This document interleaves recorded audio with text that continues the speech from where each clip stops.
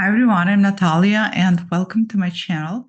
Today I have a little bit of contemplative video, if you will, on a discussion on a topic that has been ruminating for some time in my headspace and has been of an interest to me particularly, and something have been personally contemplating. And so I thought it would be a good idea to do a video because I often think that things that we tend to contemplate are things that oftentimes a lot of other people tend to contemplate as well. The topic is feelings of apathy and boredom when it comes to working with tarot decks.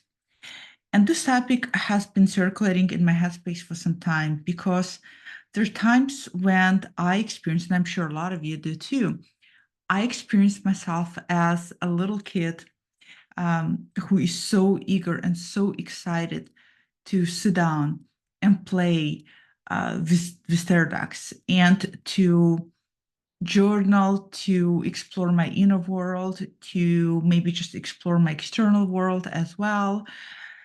Sometimes the urge is so overwhelming, the excitement is so big and so insatiable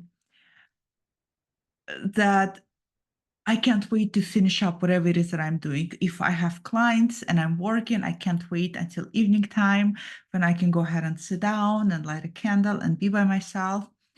Uh, Sometimes I can't wait to wake up early in the morning just to have also the time for myself. So there's a lot of times, as a lot of you may have experienced, that insatiable playfulness. And during those times, often I find myself having a full reservoir of questions to ask. I will get extremely playful and ask questions on a whim, questions that are just maybe even silly things such as, is it a good idea to have a glass of wine this evening when I'm trying to pull back on using wine as a way to relax myself? Sometimes a new deck will come in and it will enlighten that playfulness. Those times are incredible. And when we feel those times, I think that part of the reason why it is so exciting is because it does connect us to that inner child within ourselves. It does connect us with that sense of playfulness. And it withdraws our psyche from the seriousness of this world, from the seriousness of being an adult and adulting and responsibilities. And for that period of time, makes us escape into a completely different realm, this place of wonder and imagination and a place with no limits. Well, what about when the opposite happens? And the opposite happens to me as well. And I'm sure it happens to a lot of you as well, too. The opposite of when I have all this amazing decks, or even I get a new deck in the mail and I want to play with them, but I feel myself feeling the Four of Cups. I feel myself feeling a sense of either apathy or boredom, which to me are two different things. So let's explore the apathy first. Apathy is a fascinating thing. I think experiencing Four of Cups in our lives is just in general is not an easy tension to sit with. And I call it tension because I do think it is tension. I love how Crowley in the Zos of Dak, just, this is the luxury card. And when you read about it, you realize that it's luxuries that is already lived. It's luxuries that already has gone. It's that luxury feelings that you got when you got into excitement over a new tarot deck, and now it arrives, and maybe that excitement, that's real, is still there, but it's starting to wither down. It's a very interesting description of Four of Cups because four is ideally is a very stable energy. When we're talking about the water, it stabilizes the energies of the water. So this is the emotional stabilization of our emotions, right? When our emotions feel the most stable, if you will. And of course, it's also very short-lived because water, as it moves, it changes its flow. And we all know that that's how emotions are. Today, I may feel Four of Cups. Tomorrow I might be in a Nine of Cups. And the after tomorrow I might be in an Ace of Cups. So we fluctuate emotionally. But the sense of apathy, which for me, a sense of apathy is, and as I said earlier, is different than a sense of boredom. Apathy for me is this internal feeling of almost feeling emotional bluntness, almost not feeling necessarily negative, but not feeling necessarily positive. It's this blunting effect that perhaps is not so clearly seen in the Four of Cups, but it's that feeling of I should be. There's this sense of I should be um, emotionally happy or excited because I have all this luxury, and yet at the same time I feel, and content doesn't even come close, right? Because even content, feelings of content, requires an element of either positivity or negativity, oftentimes positive aspects too, because content is a place of comfort. Apathy, in my opinion, is not a place of comfort. Feeling apathetic is the best way I can describe it for myself. The way I experience apathy is feeling in limbo. It's an in limbo state of emotions where I find myself almost moodiness, word moodiness comes to mind, brooding comes to mind. Brooding is a great way, where I'm emotionally brooding and I'm not unhappy. I can't say that I'm feeling down, but there's almost like this emotional, broody, sleepy effect throughout the day where I can't find a place for myself. And if I were to think about it as a water, the best way to describe this broodiness that I feel with Four of Cups, this um, apathy, is the water that are my emotions that has filled the container and has a subtle maybe move to it, but it doesn't really flow. Um, and perhaps something is even restricted the flow, or if there's no restriction, it doesn't even want to flow. It's a very, for me personally, when I experience apathy, it is incredibly frustrating experience. And especially when it comes to tarot practice, it becomes this very brooding. I sit down at my desk and I look around and I want to play with the decks and I start shuffling the deck, but it's almost like it's neither here nor there. And I said earlier that apathy is a state of tension that is not comfortable to be in. And I think one of the reasons why it's so challenging for me, and I think for a lot of us, to be in a state of apathy, to be in a state of Four of Cups, is because today in a world we're so overstimulated. And we're not often overstimulated in a good way. All of the overstimulation with technology and social media and access to so much abundance. Um, there's so much accessibility to things today. Even if one is struggling financially, we can still argue that even if one is struggling financially, access still to the possibility of acquiring things is greater today than ever before, because even the abundance ranging in terms of it being accessible to us from the very expensive things, for example, tarot decks, from expensive indie decks to inexpensive decks we can get on Amazon, to even more inexpensive decks we can get in trade, or we can get off eBay. So the accessibility is there. And that accessibility, on top of additional social media and everything else, creates, in my opinion, for me, so much overstimulation. It is as if there's a part of the brain that is constantly gets access to brain cocaine, I think that's a great way to summarize it. And as a result, it is constantly in this state of of stimulation. So when apathy comes in, it's very hard for one to sink to the state of apathy because it's so opposite of the stimulation that one often experiences. I find myself personally getting more in a state of apathy when I start to really limit social media interactions and really limit everything else. It's very interesting because it's almost as if the state of apathy is a necessary threshold um, on a way to then something else.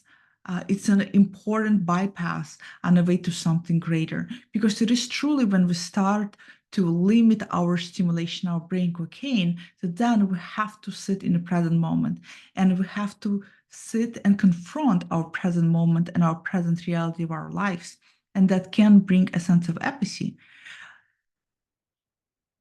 Yeah, there was something else I was going to say about apathy. And it's very interesting when it comes to tarot, because I find myself in the state of apathy quite a bit. Now, the state of boredom, on the other hand, to me is different from apathy because you can be bored and stimulated at the same time, meaning, and also you can be bored and you can be in an excitable state of mind. Whereas apathy, you're neither feeling negative or positive emotions. You feeling almost emotional bluntness, this brooding state. With boredom, you can feel excited. You can feel emotional positivity. You may actually feel like you really desire to play, but yet there's this element of boredom coming in where you want to play, but something is holding you back. So it's almost quite different from apathy, right? The broodiness is not there, um, but something is obstructing, and that obstruction is boredom. Boredom is really fascinating to me as a psychologist because I work with a lot of people and I use my body and what my body especially tells me when I work with people, the sensation I get, how I feel energetically, uh, to tell me a wealth of information about a person sitting in front of me. And one of them is whether I feel bored working with an individual. Now, I had a great graduate school professor that shared with me that when we're feeling bored, when clients bore us and we feel like we want to fall asleep, sure, it could be that you had something heavy for lunch and you got to rule out all of this possibilities that could be causing you boredom.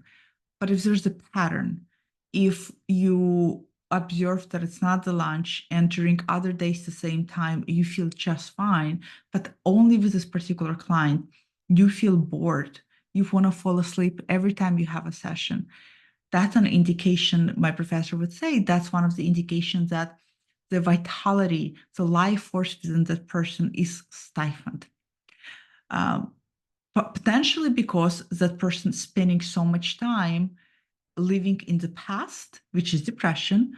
And we all know, if any of you have been around individuals who struggle with depression, they have already stifled blunt affect, and their emotional language and their emotional vocabulary is stifled to some extent, or the affect. They may tell you an exciting story, but they will tell you it in such blunt, stifled manners that it will sound boring, it will sound dead to you because there's no life force to it, because the person struggling with depression doesn't have access to their life force. They're disconnected from their life force.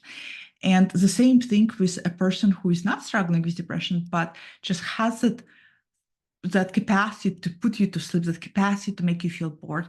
Again, they're not in touch with their vitality. That life force is really what, in my opinion, makes us animated, what makes us come alive. Think about human beings as puppets, right?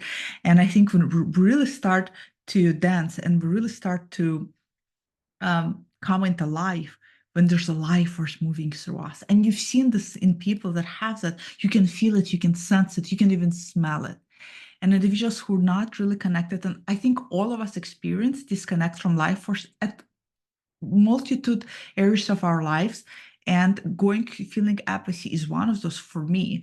Boredom is another one for me, is that I'm not connected with my life force. I am withdrawn from my life force, is another reason for being. And boredom also interferes with the tarot practice. When you sit down and you want to play with the tarot cards, and I would never call Four of Cups boredom, because it's different. I'm trying to think if there's a card in tarot that I would call a boredom card. I can't think of one off the top of my head, but boredom definitely comes also and interferes where you just neither here nor there, and excitement is there. A lot of times for me, when I feel bored versus apathetic when it comes to tarot practice, the reason for that for me is lack of really good questions. I'm lacking really good, insightful things to ask tarot, and that's why I feel bored. It's almost as if the questions are the bridge between myself and the tarot practice. And a lot of times the mind gets in the way, where the mind feels like you need to come to tarot with a particular dilemma, and you have to use it when you have particular things to ask. But the truth is, you can ask a number of the questions, from the most mundane to the most complex, to the most existential, to the most spiritual. That's a beautiful thing about the tarot as a storybook, is that it gives you accessibility to all of those things. And lately, I have been feeling both at times apathetic and bored. With apathetic, with a brooding state of mind, what I have learned is to allow myself to be in the tension, to experience the tension, to see what the tension is telling me, versus trying to run toward the stimulation that I'm accustomed to. And when I'm apathetic, of course, there's a strong desire to go on social media, and the strong desire to distract myself from this feeling of broodiness. But I try very hard to maintain a state of broodiness.